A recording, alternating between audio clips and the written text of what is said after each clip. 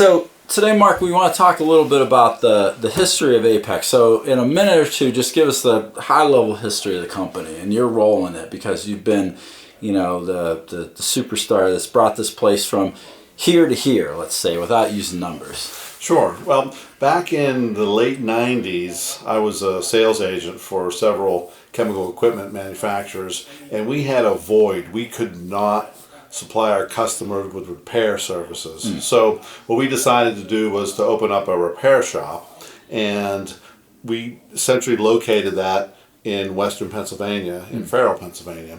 And we obtained our U stamp and our R stamp to do ASME code repairs.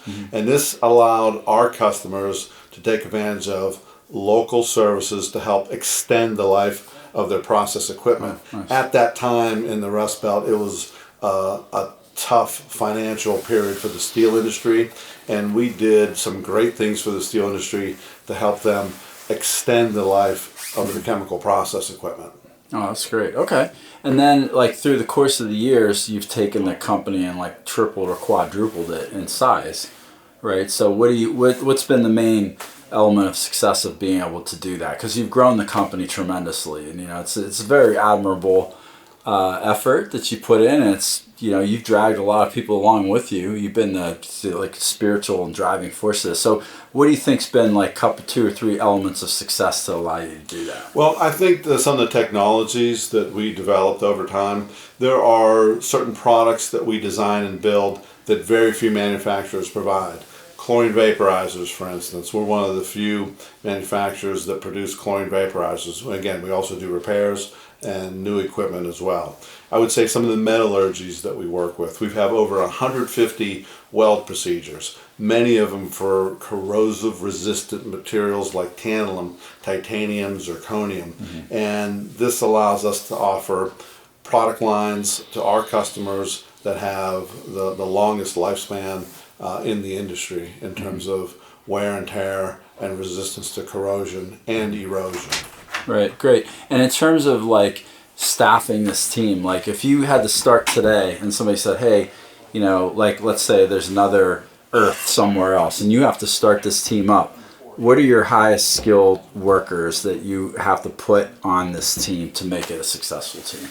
Well, certainly from a standpoint of the design and support team, that is going to be very important. But I think the number one quality that we're looking for out there on the shop floor are the welders and the craftsmen and the fabricators who can work in some of the exotic metallurgy that we build our equipment from. I mean, it's really an art more than it is a science. I mean, these guys are fantastic. Their ability to create custom purge fixtures and other types of tooling to make sure that our equipment meets or exceeds the industry standard for lifetime. We've got equipment that's been in the toughest services that have lasted 15, 20 years in service, which is speaks to those on the floor who built these units, assembled and tested them. Great. Okay. Now, since we're a little short on time today, the people out there, like I know you well. I've known you for 39 years, since 1986, for those of you who like math. County Market, we worked at County Market. We're exclusively, we bagged groceries together. That's how Mark and I started to get to know each other. But, the people out there want to know, like, what does Mark Grasso do when he's not dominating running Apex? What do you like to do in your free time? I know what you like to do, but why don't you tell them what you like to do when you're not at the helm of Apex? Well, I think the two things I like to do the most are going to be to golf, although I'm not a good golfer. I enjoy playing golf. I think the other thing is certainly bird dog hunting. I've got some good bird dogs and love to take them out into the field and do upland bird hunting. Yeah, good. Based on my past experiences too, you might want to talk a little bit about your family life, because family is hugely important to the Grassos, right? So why don't you tell a little bit about your family there? Sure. Yeah. Well, I've been married to my wife Camille for over 30 years, and we've got the two children, and both of which are involved in the business. And we certainly, like Italian style, like to have dinners together. Sometimes we will get the extended family together as well. But yeah, it's a very close-knit family. Yeah, great. And for me, I love coming out and visiting and spending time in Western Pennsylvania because I grew up here also. But I also have to balance it a little bit, because if you do spend a lot of time around the Grasso family, you are going to eat a lot of food. And if it's not Mark feeding you, his mom is a great cook. His brother Joe is always bringing me goodies. As a matter of fact, he handed me a really cool bottle of, like, it's just a limoncello yesterday. Oh, yeah. He's like, but Al, take this easy. You can't, don't take just one or two shots. But like when you're around, and even when we roomed together at Penn State back in 1990 to 1991, we shared a townhouse.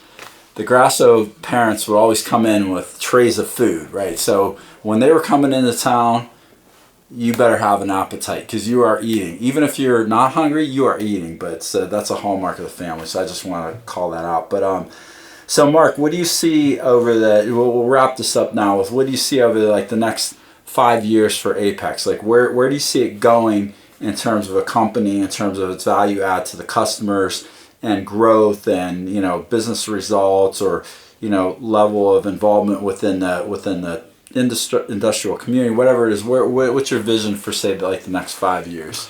Well, what I can tell you is, over the course of time, we have had some turnover, and right now our staff, it's a younger staff that kind of got some new blood in the organization, and they're very active in the trade organizations that we are involved with. And we certainly see ourselves growing into many of the different markets and industries that are very specialized and require our product. I think a lot of the chlor-alkali, a lot of the geothermal applications, certainly some of the chemical and petrochemical, and even some of the pharmaceutical. We've had experience in all of these industries over the years, but there's plenty of room for growth. Great. Okay, well, thanks for the time today, Mark. I know you're a busy guy. You're moving on to the next appointment, so we're going to cut it here. And, this is like day one of what we're calling ATV, which is Apex TV. There you go. So more to come. So thanks.